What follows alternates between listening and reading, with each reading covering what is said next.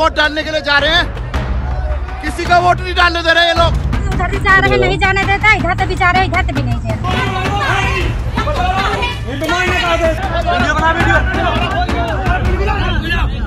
और गड़बड़ी में लिप्त पुलिस और प्रशासन के लोग उनके नाम और पदनाम भी जाने, किसी को भी बख्शा नहीं जाएगा।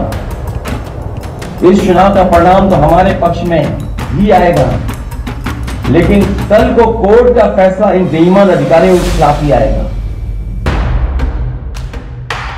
भारतीय जनता पार्टी के ही लोग दंगा करवा रहे हैं, इसको खत्म करना चाहते हैं जो आज हम हाथ में लेके चल रहे हैं। पहली सरकार है जो वोट डालने से रोक रही है। ये जनता अब कुछ नहीं सुनने वाली, चाहे इतना ये लाठीचार्ज करवा ले, सर फोड़ डाले। नमस्कार, हिंद न्यूज़.live के हेलो यूपी के कार्यक्रम में हम आप सबका स्वागत करते हैं।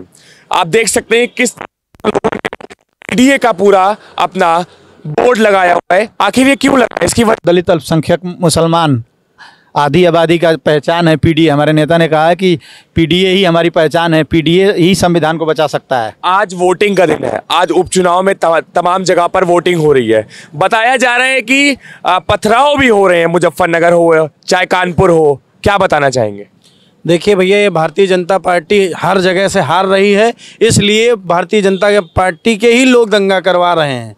भारतीय जनता पार्टी के लोग खुद दंगा करा रहे हैं। जी, वो हार रहे हैं, उनको हार का डर सता रहा है, इसलिए वो ये दंगा करवा रहे हैं। पहले भी यूपी में चुनाव हुआ करता था, लेकिन ऐसा माहौल नहीं होता है। इसीलिए हमारे नेता श्री अखिलेश यादव जी आवाज उठा रहे हैं कि लोकतंत्र और संविधान पे खतरा है। घर से निकलने दिया जाए मुजफ्फरनगर में, कानपुर में जो है ईवीएम पर आरोप लगाए जा रहे हैं। लगातार मैं कह रहा हूँ, इसीलिए हम लोग कह रहे हैं कि संविधान खतरा में है, लोकतंत्र खतरा में है। तो ये लोग कह रहे हैं कि नहीं, संविधान खतरे में नहीं है। किस लोकतंत्र और किस संविधान में लिखा है कि आप अपना वोट नहीं डाल सकते? पहली सरकार है जो वोट डालने से रोक रही है। नहीं तो आज तक सरकार वोट डालने के लिए जागरूकता अभियान निकाला जाता था, स्कूल में बच्चों को जागरूकता अभियान निकाला है। पहली सरकार है जो कि धमकाने का काम, वोट न जाने का काम, रास्ता को खनकर फेंक दिया गया है कि वोट डालने नहीं जा पाएंगे आप।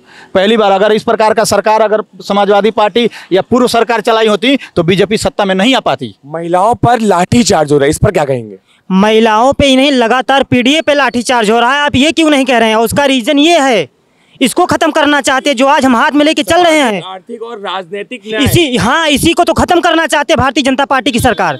इसी का तो विरोध कर रही है भारतीय जनता पार्टी की सरकार। 2014 से विरोध कर रही है, और हम पीडीए के लोग अब इसको बचाने का काम और इसको लड़ाई लड़के इसका बेड़ा पार कराने के लिए हम लोग पूरी तरीके से, पूरी मजबूती के साथ खड़े हैं। और ये लाठीचार्ज, पथराव चाहे जितना करे, जब तक हमारे हाथ में, हमारे साथ बाबा साहब का ये प्रस्तावना और संविधान है, तब तक भारतीय जनता पार्टी के नीतियों के सामने पीडीए कभी न झुका था, न कभी झुकेगा।